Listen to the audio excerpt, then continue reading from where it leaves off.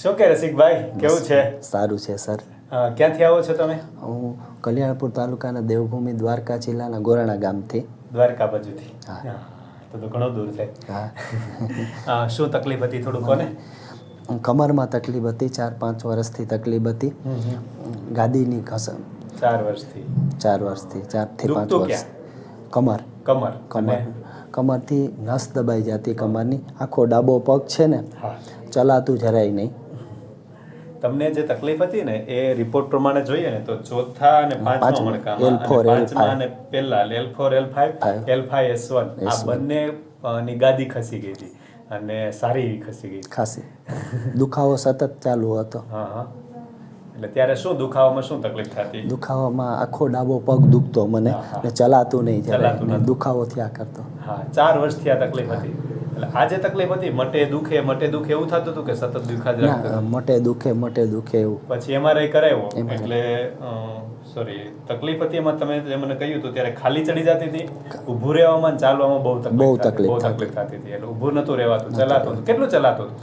કમસે કમ બસ હું 10 થી 15 મિનિટ ચાલતો ત્યારે મારો પગમાં દુખાવો સતત ચાલુ થઈ જતો અને બેસવું જવું પછી બેસી પડતું. જવું પડે. બેસી જાવ તો હળવું પડી જાય. હળવું પડી જાય. અત્યારે ચાલુ હોય તો કેટલું ચલાય? અત્યારે 1 થી 2 કિલોમીટર મારાથી આરામથી ચાલી શકાય ને. દુખાવામાં ઘણી રાહત થઈ ગઈ. એટલે ટૂંકમાં તકલીફ અત્યારે જતી જતી રહી. મેઇન જે તમને તકલીફ તે સમયે MRI કરાવ્યો ત્યારે ડોક્ટરે શું કહ્યું હતું? ઓપરેશન કરવાનું. ઓપરેશન કરવાનું.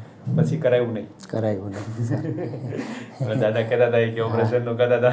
હા, ઓપરેશન કરવાનું કીધું હતું.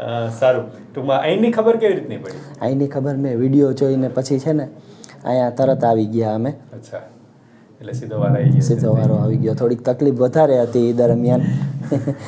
મેઇન છે તમારો તકલીફ જે છે એ તકલીફને થોડીક સમજીએ. તો આપણે છે ને આપણા કમરમાં આવી રીતના 5 મણકા હોય છે. અહીંથી ચાલુ કરીએ તો પહેલું, બીજું, ત્રીજું, ચોથું ને 5. આ 5 મણકા છે ને કમરના મણકા છે. ઉપર પછી થોરેક્સના અને સર્વાઇકલ એટલે ડોકના મણકા હોય છે. આ 5 મણકામાં તમને જે તકલીફ હતી, ચોથા 5મા મણકાની આ ગાદી અને 5મા અને આ પાછું સેક્રમ હોય છે એની ગાદી. એટલે આ 2 ગાદીમાં તમને તકલીફ હતી. એ ગાદી શું થતું હતું, એ મણકા દબાણા દબાણા એટલે ગાદી બહાર નીકળી, બહાર પાછળની સાઈડ નીકળી. એટલે પાછળની સાઈડ બહાર નીકળે ને એ અંદર નસ હોય, એ નસને દબાવે એટલે એ નસ આખા પગમાં આમ જતી હોય. તમને આ બાજુનો પગ દુખતો ડાબો પગ, અને ડાબો પગ દુખતો હતો તો એ ડાબા બાજુની જે નસ છે ને નસને દબાવતી હતી. નસને દબાવે ને એટલે આખો પગ દુખતો હતો. એટલે તકલીફ અહીંયા હતી કમરમાં, દુખતો આખો પગ.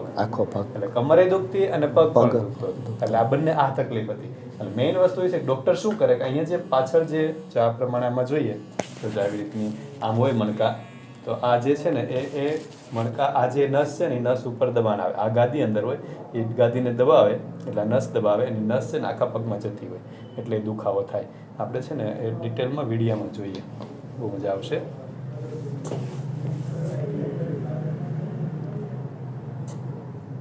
જો આ ગાદી છે, એ ગાદી છે ને એ મણકા દબાય ને એટલે ગાદી ફાટે અથવા બહાર નીકળે જો હમણાં થશે. આ બધી નસો છે, જો નસને દબાવે છે, નસને દબાવે. બહુ તકલીફ હોય તો નસને બહુ દબાવે, ગાદી ફાટી જાય અને અંદરથી જે લિક્વિડ હોય ને બહાર નીકળી અને ગાદીને એવી રીતનું દબાવે છે. એટલે આવી રીતની આ જે નસને દબાવે છે, ડૉક્ટર શું કરે કે આ જે ગાદી એટલી બહાર નીકળે ને એટલી કાપી નાખે અને નસને જે દબાવતું હોય ને દબાવતું છોડી નાખે. આપણે શું કરીએ છીએ, આપણે એ મણકા જે દબાણા છે એ દબાયેલા મણકાને ખોલીએ છીએ, એટલે થોડીક જગ્યા કરીએ છીએ. તો એનાથી ઓલી ગાદીને છે ને એ દબાયેલી ગાદી હોય ને એ થોડીક રિલીઝ થઈને પાછી થોડીક અંદર આવે.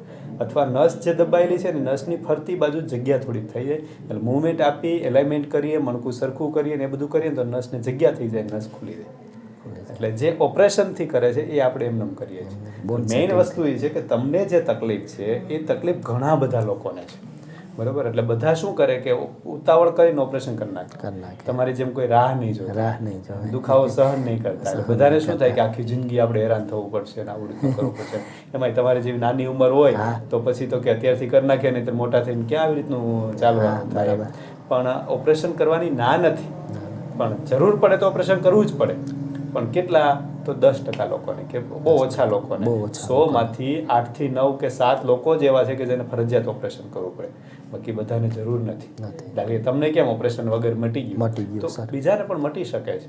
મેઇન વસ્તુ એ છે કે નાની ઉંમરમાં આ તકલીફ બહુ વધારે છે. તમારી ઉંમરમાં કેવું કામ બહુ કરવાનું હોય, એક્સરસાઇઝનો અભાવ, બેઠાડું જીવન. અત્યારે કેવું થયું, કોઈ કસરત કરતું જ નથી.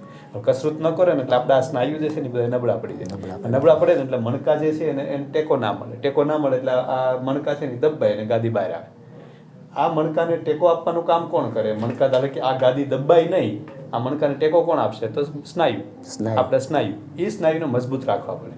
તો આપણે આ જે મણકા છે એની પાછળ સ્નાયુ હોય, ને આગળ સ્નાયુ હોય, બાજુમાં સ્નાયુ હોય, એ બધા સ્નાયુને મજબૂત કરવા પડે.